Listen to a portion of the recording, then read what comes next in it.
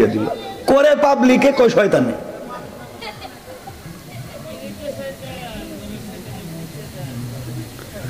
সব দুঃশয়তান, করে পাবলিক কয় আমি করি নাই তো শয়তানে করাইছি। তো তুমি এতক্ষণ কইছিলা। শোনে, এই জন্য মনে রাখবেন আপনার আমার চরিত্র, আপনার আমার দিলের তাকাজা। রব বলেছেন ওয়ামতাহানাল্লাহু কুলুবাহুম লিত্তাকওয়া। রব দিলের তাকওয়ার পরীক্ষা নিয়ে থাকবেন। সুতরাং আপনাকে আমাকে চলার পথে অবশ্যই মনে রাখতে হবে আমরা যেন কোনোভাবেই আল্লাহর হুকুমের বিরুদ্ধে না চলি, আল্লাহর হুকুমের উল্টা না চলি, রাসূলের তরিকার বিপরীতে না চলি। কিন্তু দেখা যায় সমাজে চলবার পথে আমরা মসজিদে আল্লাহর হুকুম ঠিকই মানি, কিন্তু মসজিদ থেকে বাইরে মানি না। কথা বলেন না কেন?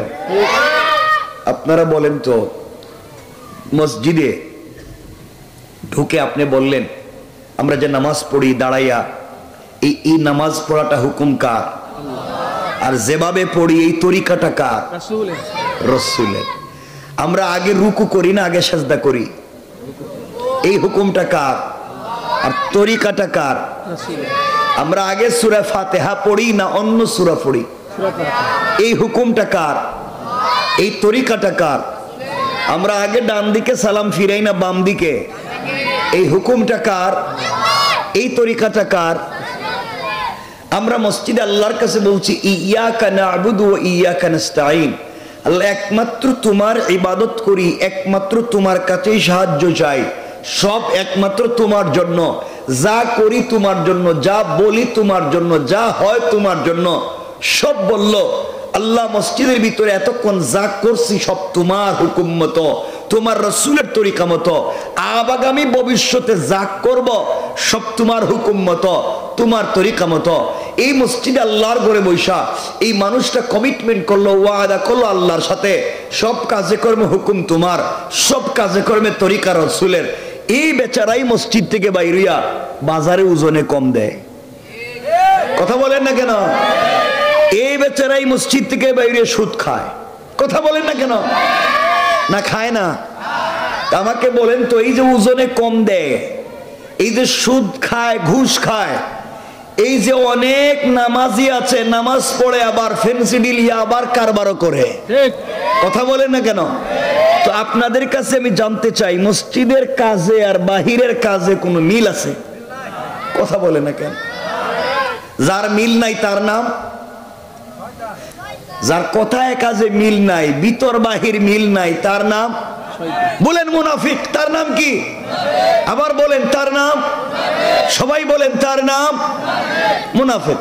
যেই বেচারায় মসজিদে বলছে ইয়াকা না'বুদু, একমাত্র তোমার কাজ, তোমারই ইবাদত করি, তোমার কাছে সাহায্য চাই, যা করি তোমার তরিকায়, যা করি তোমার হুকুমে, যা করি তোমার তরিকায়, এই কথাগুলা যেই বেচারা মসজিদে বলছে, মসজিদ থেকে বাইরিয়া নিজের মেয়ের বিয়ের সময় গায়ে হলুদ করছে, বাজারে গিয়া চাঁদাবাজি করছে, গরিবের রাস্তা বন্ধ করছে, এতিমের সম্পত্তি নিজের নামে বুয়া জাল দলিল করছে, সুযোগ পাইলে মসজিদের কেশের টাকাও মাইরা খাইছে। বলেন তো মসজিদের কাজে আর বাহিরের কাজে মিল আছে? বলেন মিল আছে? যার মিল নাই তার নাম, বলেন তার নাম। তো আপনারা কি হাসো কেন? তো আপনারাই তো মসজিদে কোন একটা বাইরে করেন আর একটা। এখানে অনেক আল্লাহর ওলি বসে রয়েছেন, আল্লাহর কুতুব, দাড়ি দুড়ি সাদা হয়ে গেছে গা, একবারে সব শেষ, এখন আর কাজ হয় না। হজে যা সম্পত্তি বন্টন করতে ঠিক মতো নিজের ছেলেদেরকে ঠিক মতো ভাগ বাটোয়ারা করে দেয়, কিন্তু নিজের মেয়েরে সম্পত্তি দেয় নাই। এগুলা নাই এলাকায় আছে? আপনি যদি নির্ভেজাল, কি ভেজাল? নির্ভেজাল টাটকা ফরমালিন ছাড়া কোনো শয়তান দেখার নিয়ত থাকে, শয়তান, তাহলে যেই বেচারা সম্পত্তি বন্টন করতে নিজের ছেলেদেরকে ঠিক মতো দিয়া নিজের মেয়ের নামে সম্পত্তি দেয় নাই, কাবা করে হজে গিয়া কাবার গিলাফ ধরে কামতেছে, আল্লাহ সব ঠিক মতো দিয়েছি, আল্লাহকে বাটপার কস কি? তুই তো নিজের মেয়ের ঠকাই আমার কাছে আইছস কেন? কথা বলেন না কেন?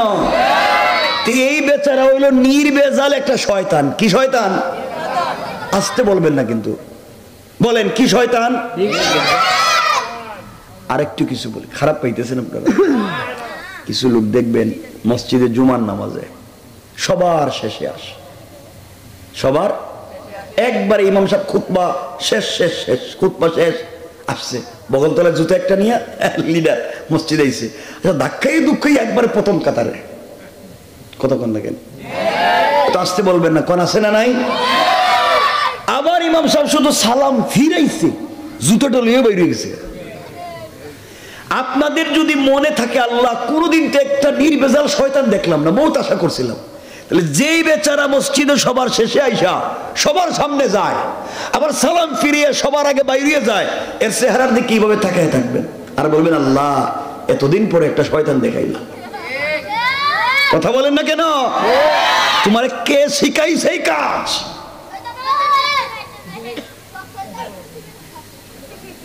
মানুষ কয়েকজন বসে রয়েছে, কি বলতাম তাও তো বুঝতেছি না। আমার কথা খারাপ পাইছেন আপনারা?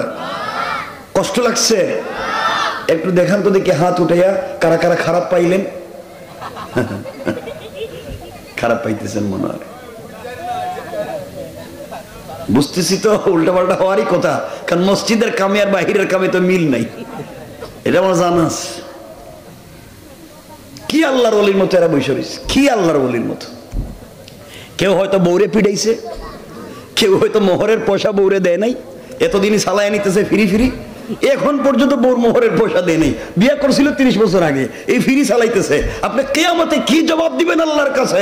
নামাজ রোজার মতো ফরজ, মোহরের টাকা দিচ্ছেন না, বাচ্চা সাপ্লাই দিয়ে ফেলাইছেন 10-12টা।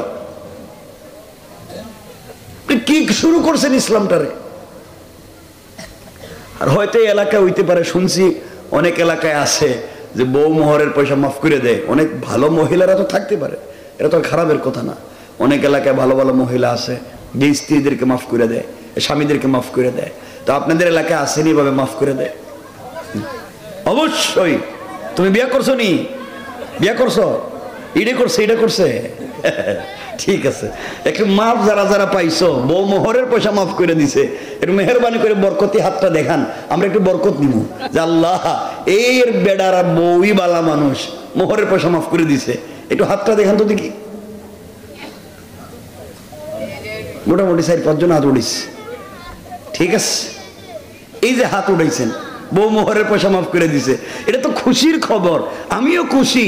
কিন্তু আজকে রাত্রে না, কালকে সকালে বউরে তালাক দিয়া দেখেন, ডিভোর্স দিয়া, পয়সা দেওয়া লাগেনি, লাভে আসলে আদায় করব, না দিলে মামলা দিয়ে আদায় করব। কথা বলেন না কেন? তাহলে মাফ হইছে নি? রব কোরআনে বলতেন ইলা আজালিম মুসাম্মান ফাকতুবুহু ওয়াল ইয়াকতুব বাইনাকুম কাতিবুন বিল আদল। তোমরা যদি কোনো লেনদেন করো, তোমরা যদি কারোর সাথে কোনো কথাবার্তা বলো, তাহলে সাক্ষী রাখো, লেখালেখি করো, নাহলে সকাল বিকাল মিথ্যা কথা বলবো। এই জন্য আল্লাহ বুঝাতে চাইলেন বউর সাথে যেটা এটা লেনদেন, বিবাহ একটা লেনদেন, এই জন্য সাক্ষী লাগে, এই জন্য উভয় পক্ষ ইজিন লাগে। লেনদেন তো এখানেই, আপনি যে মোহর দিছেন অথবা সে যে মাফ করে দিছে, রব বলেছেন লেখো, সাক্ষী রাখো, ও মাফ করে দিছে, নাহলে দুনিয়ায় তোমার আটকাইব, মরার পরে কইব টাকা ভাই। কথা বলেন না কেন? কোরআনে কারিমে সূরা আল মাআরিজ আল্লাহ বলছেন, বিশ্বাস হয় না, আল্লাহ বলছেন ওয়ালা ইয়াসআলু হামিমুন হামিমা। ওই দিন কলিজার টুকরা বন্ধু পর্যন্ত বন্ধুর খবর নিবে না। ইউয়াসসিরুনাহুম ইয়াওয়াদুল মুজরিম লাউ ইফতাদি মিন আযাবি ইয়াউমিযিন বিবানি। সন্তানও বিশ্বাস করবে না, ওয়া সাহিবাতিহি, বউও বলবে আল্লাহ যেই বেচারার সামনে দাঁড় করাইয়া বলতেছেন ও আমার স্বামী, আমি কিন্তু জীবনে বিয়েও করি নাই। বউ কইব আমি বিয়েও করি নাই, তাহলে আমার স্বামী হইব কোত্থেকে? আমার কথা কি আপনারা শুনতে পাচ্ছেন? কথা বুঝতে পেরেছেন? এই জন্য এই সমস্ত বিপদ থেকে আমাদের বাঁচা দরকার আছে না নাই? এই জন্য কথাগুলা দিল দিয়ে শোনেন মুসলমানেরা। এই দুনিয়ার জমিনে চলার পথে যদি ভুল হয়ে যায়, চলার পথে যদি গুনার কাজ হয়ে যায়, আল্লাহ রব্বুল ইজ্জত ওয়াল জালাল কোরআনে কারীমের 19 নম্বর পারা 25 নম্বর সূরা সূরাল ফুরকানের 65 নম্বর আয়াতে বলছেন, আমার আল্লাহ বললেন ওয়াল্লাযীনা ইয়াকুলুন রব্বানা সরিফ আন্না আযাব জাহান্নাম ইন্না আযাবাহা কানা গারামা। আল্লাহ রাব্বুল ইজ্জত ওয়াল জালাল বলছেন, গোলামরে দুনিয়ার জমিনে চলার পথে যদি বান্দা ভুল হয়ে যায়, সাকারাতের আগে, গারগারা শুরু হয়ে যাওয়ার আগে, কবরে চলে যাওয়ার আগে, মালাকুল মউত আজরাইল পৌঁছে যাওয়ার আগে, বান্দা পুরা জিন্দেগির অপরাধের জন্য যদি তুমি আমার কাছে ক্ষমা চাও, ও বান্দা আমার দেওয়া কপাল আমার কুদরতের পায়ে লাগায়া, আমার দেওয়া চোখ থেকে 2 ফোঁটা পানি ছেড়ে দিয়া, আমার দেওয়া জবান দিয়ে তুমি যদি আমাকে আল্লাহ বলে ডাক দিতে পারো, ও বান্দা 100 বছর যদি তোমাকে হায়াত দেই, 99 বছর 11 মাস 29 দিন যদি নাফরমানি করো, আমার হক নষ্ট করো, ইন্তেকালের আগেও যদি তুমি তওবা শুরু করে দাও, আমি আল্লাহর কাছে যদি অপরাধের জন্য ক্ষমা চাইতে পারো, বান্দা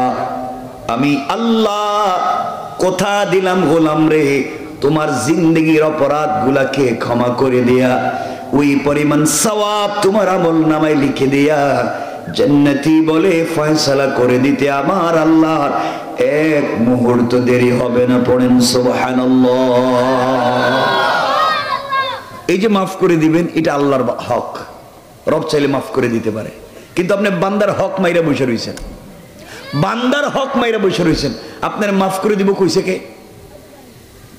আপনি বান্দার হক মারলেন, আপনি গরিবরে ঠকাইলেন, আপনি পাবলিক রে মাইরা মইরা খাইলেন, তো আল্লাহর কাছে তওবা করলে তো রব মাফ করে দিবে না। এই জন্য তওবার অর্থ এটা নয় যে আস্তাগফিরুল্লাহ আস্তাগফিরুল্লাহ পড়া। তওবার অর্থ যদি বান্দার হক হয়ে থাকে, বান্দার কাছে পৌঁছাইয়া দেওয়া, বান্দাকে যদি গালি দিয়ে থাকি বান্দার কাছ থেকে ক্ষমা নেওয়া, বান্দার যদি হক মেরে খাই ওই বান্দার কাছে যেয়া তার হকটা পৌঁছে দেওয়া, এটা হচ্ছে বান্দার হক। বান্দার হক না দেওয়া পর্যন্ত রব কোনোদিন ক্ষমা করে দিবে? বলেন দিবে? এই যে এই দেশের ভিতরেই দেখেন, কেউ যদি কারো প্রতি জুলুম করে, কেউ যদি কারো প্রতি অন্যায় করে, আমি কোন দলের কথা বলছি না, একজনকে ক্যান্টনমেন্ট থেকে এক কাপড়ে বের করে দেওয়া হয়েছিল, আল্লাহ তাকে এক কাপড়ে দেশ থেকে বের করে দিয়েছেন। কথা বলেন না কেন? আল্লাহর হিসাবটা এভাবেই। আল্লাহ যদি বেইজ্জত করতে চায়, আল্লাহ এভাবেই কাউকে না কাউকে বেইজ্জত করে ফেলে। এই জন্য মনে রাখবেন, কখনো মানুষের দিলে কষ্ট দিতে নাই, মানুষের হক নষ্ট করতে নাই। মনে রাখবেন, আল্লাহ চাইলে আজকে এই দেশে লাখ লাখ লোক আছে যাদের কোটি কোটি টাকা ব্যাংকে আছে, কোটি টাকা দামের গাড়ি আছে, কোটি টাকা দামের বাড়ি আছে, কিন্তু এখন ঘুমায় বন জঙ্গলে।